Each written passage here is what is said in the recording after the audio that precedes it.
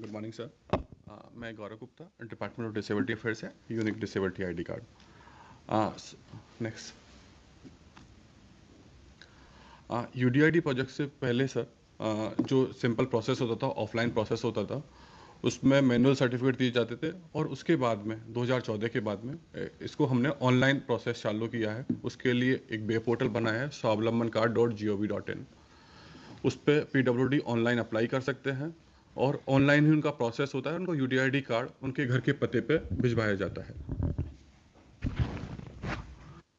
आप सभी को पता है कि पहले 7 टाइप की डिसेबिलिटी हुआ करती थी और अभी नया एक्ट आने के बाद में टोटल 21 टाइप की डिसेबिलिटी हो चुकी है। उसको भी इसमें कैटर किया गया है जिससे कि सभी दिव्यांगजनों को उनका यूडीआईडी कार्ड मिल सके।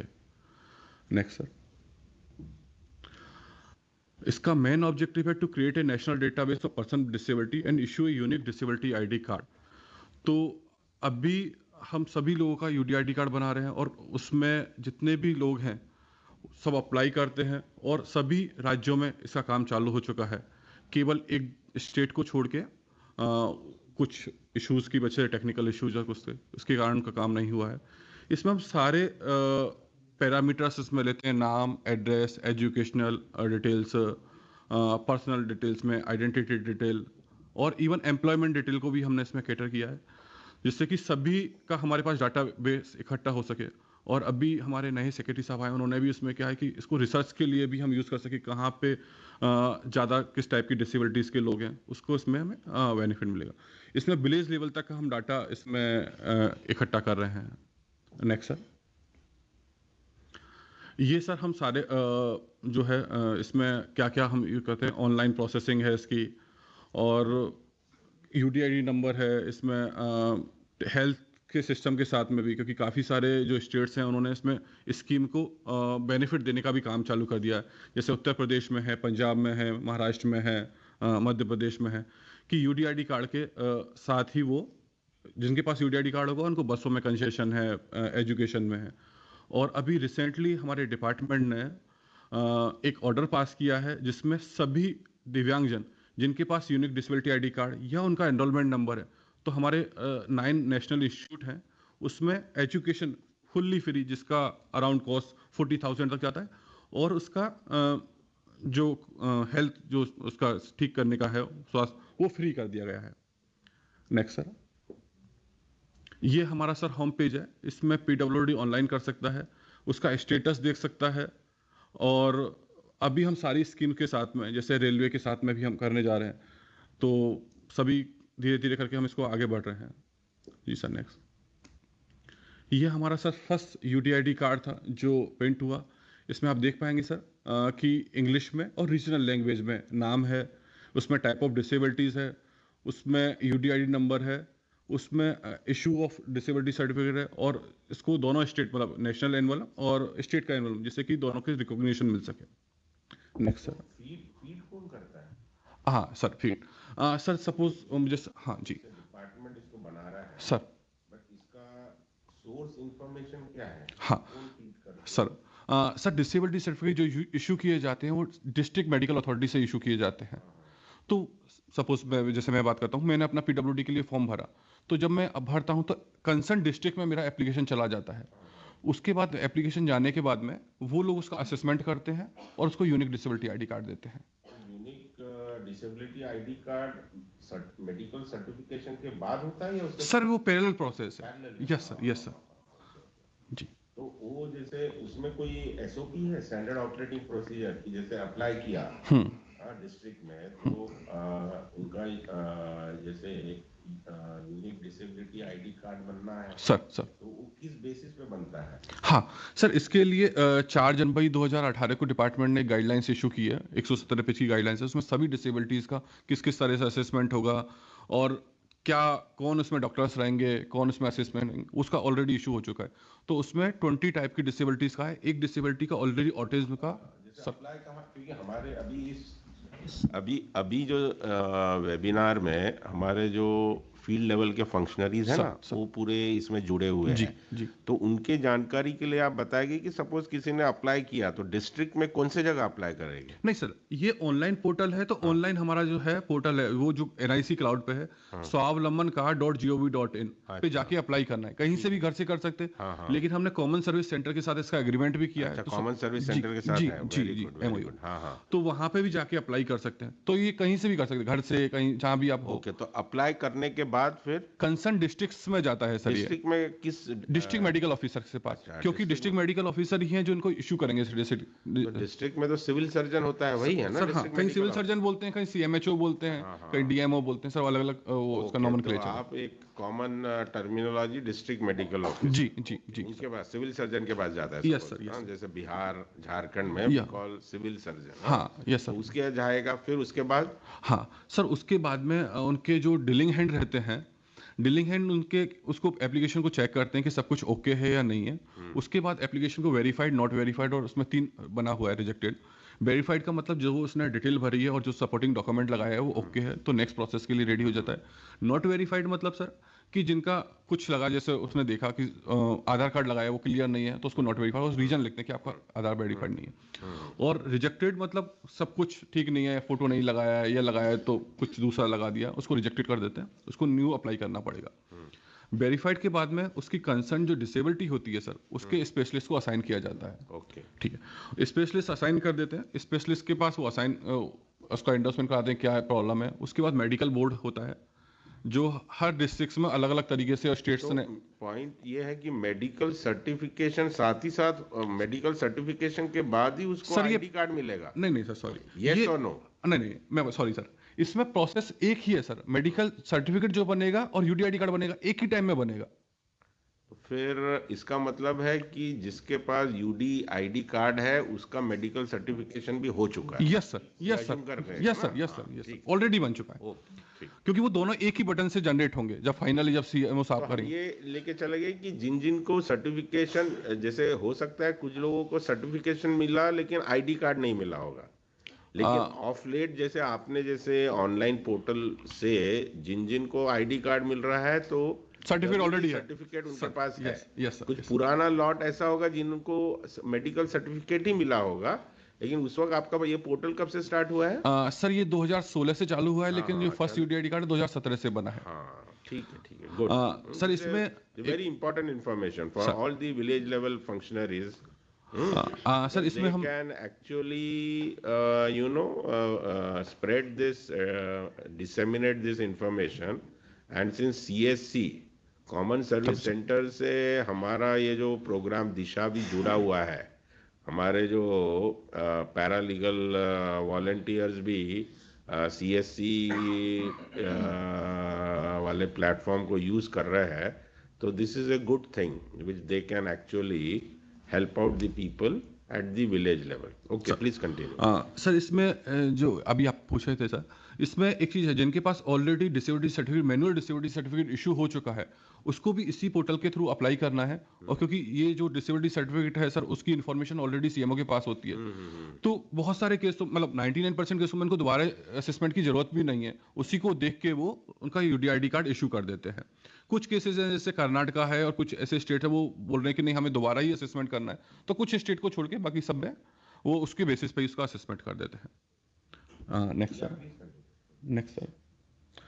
सर हमारे 3 टाइप के डिसेबिलिटी कार्ड, मतलब एक ही है लेकिन बस कलर कोडिंग हमने डिसाइड किया है। जिसका लेस देन 40% है उसका वाइट कार्ड है, जिसका 40 and above but less than 80 है उसका येलो है, और जिसका मोर देन 80 है उसको हमने ब्लू से इंडिकेट किया है सर। और इसमें क्यूआर कोड भी है जिससे कि इसको चेक कर सकते हैं कहीं भी कोई अगर वैलिडिटी की चेक करनी है तो। Next sir. ये सर हमारा 18 डिजिट का जो हमारा यूडीआईडी कार्ड नंबर है वो टोटल 18 डिजिट का, इसमें इसका लॉजिक है।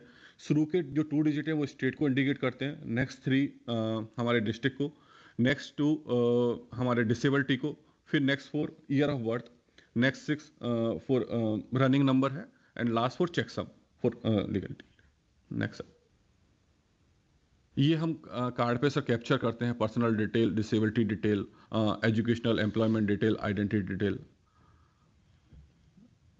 Next sir. सर आधार भी डाला है? हाँ सर, Aadhaar number as on date अभी मैंडेटरी नहीं है, लेकिन हमारे नए जो सेक्रेटरी सर आए हैं, उन्होंने बोला है कि इसको आधार को मैंडेटरी कर दे, तो 4 4B में। बाद में तो आधार से भी लिंक हो जाएगा ना जी ये? जी जी जी, हम सर प्रोसेस में है इसको, मतलब मोस्ट प्रोबेबली जल्दी हो जाएगा, क्योंकि आधार में भी एक्ट था वो 7 का जो नोटिस, उसके कारण हम आधार को मैंडेटरी नहीं कर पा रहे थे। अभी नए उसमें आया 4 4B सेकंड में, तो उसमें प्रोसेस में है सर। जी, नेक्स्ट सर। सर ये कुछ डॉक्यूमेंट्स हैं, PWD का फोटो लेना है, डिसेबिलिटी सर्टिफिकेट अगर है तो लगाना है, आइडेंटिटी और एड्रेस प्रूफ और सिग्नेचर। सिग्नेचर मैंडेटरी नहीं है, और इसको अभी एक मीटिंग हुई थी, उसमें कहा कि सिग्नेचर का जरूरत नहीं है, क्योंकि इसका हो सकता है बाद में गलत यूज़ हो, इसको भी हम हटाने जा रहे हैं। Next sir. ये हरारकी है सर, इस तरह से कि डिपार्टमेंट है, क्योंकि इस पूरे प्रोजेक्ट में 3 वर्टिकल में बांटा हुआ है, social welfare department, district collector जो रेवेन्यू डिपार्टमेंट है, और मेन जो है हेल्थ डिपार्टमेंट। तो हमारा सोशल वेलफेयर डिपार्टमेंट हमारा पेरेंट डिपार्टमेंट है, इसलिए इसको हमने रखा है कि जिसके एप्लीकेशन भरवाने के लिए, पब्लिसिटी के लिए स्टेट लेवल पे और डिस्ट्रिक्ट लेवल पे भी, और हेल्थ डिपार्टमेंट तो है ही है। रेवेन्यू डिपार्टमेंट जैसे कि हमें काफ़ी सारे अच्छे एक्सपीरियंस हैं, जैसे कि जहाँ पे डिस्ट्रिक्ट कलेक्टर का इसमें वो होता है, वो जल्दी से उनके UDID कार्ड बनते हैं। जैसे दतिया एक डिस्ट्रिक्ट है, उसमें विद इन 2 मंथ में उनको, वहाँ के कलेक्टर सर थे, उन्होंने 2 महीने के अंदर सारा UDID कार्ड कंप्लीट करा दिया उनके इंटरवेंशन से। MP में भी काफ़ी अच्छे काम हुए हैं, क्योंकि उनके सारे डिस्ट्रिक्ट कलेक्टर उनके साथ इन्वॉल्व थे। जी सर, नेक्स्ट सर। जी बस, ये प्रोसेस है सर, प्रोसेस फ्लो डायग्राम है कि कैसे अप्लाई होता है। जी नेक्स्ट सर। एक मिनट जरा, हाँ ये जरा इम्पोर्टेंट है। हाँ, apply for application through online, है ना? ऑनलाइन CSC, ये sir. Medical authorities application verification, refer to specialist, disability assessment, medical board issue disability certificate, internet department and इसको सर हमने डिजी लॉकर। सपोज, हाँ जी। जैसे आप कह रहे हैं ना कि रेवेन्यू डिपार्टमेंट के अधीन कलेक्टर्स को भी आपने एक्टिवली इन्वॉल्व किया, यस इसमें कहाँ आएगा कलेक्टर का रोल? सर, कलेक्टर का रोल केवल उनको रिपोर्टिंग के लिए है, क्योंकि जैसे कि आप कलेक्टर के अंडर में दोनों डिपार्टमेंट होते हैं, सोशल वेलफेयर प्लस मेडिकल। तो जब भी हम वीडियो कॉन्फ्रेंसिंग करते हैं हमारे जॉइंट सेक्रेटरी सर के लेवल पे, तो इन तीनों डिपार्टमेंट को बुलाया जाता है, कि जिससे कि उनको पता चले कि कितनी एप्लीकेशन पेंडिंग है, क्योंकि 1000 लोगों ने एप्लीकेशन कर दिया, लेकिन अभी सबसे बड़ा प्रॉब्लम हमारा आ रहा है कि तो एक्चुअली जैसे अप्लाई करने के बाद जो फर्स्ट लैंडिंग होती है, वो मेडिकल डिपार्टमेंट में।